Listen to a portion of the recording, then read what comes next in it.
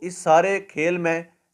جو ہیڈ کر رہے تھے وہ قمر جاوید باجوہ صاحب تھے، اور ان کی یہ خواہش تھی کہ وہ مجھے قتل کروا کر اپنا راستہ صاف کروائیں اور اس ملک میں ایمرجنسی لگا کر اس ملک کے اقتدار سے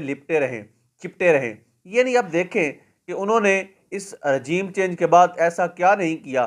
ایسا کون سا عمل نہیں کیا جس سے انہوں نے اپنے یعنی ایکسٹینشن کا معاملہ ہو، یا اس ملک کے اندر مارشل لاء کی صورتحال ہو، یا ایمرجنسی لگانے کے لیے مطلب ایسی چیزیں لے کے آنا جس کا ہم نے پوری پاکستان کی تاریخ میں پہلے کبھی دیکھا ہی نہیں۔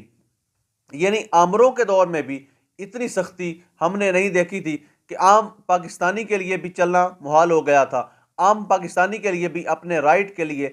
کھڑے ہونا انتہائی ناممکن حد تک چلا گیا تھا۔ یعنی یہ فرسٹ ٹائم ایسا ہوا، جنرل مشرف کے دور میں بھی ایسا کچھ نہیں ہوا تھا۔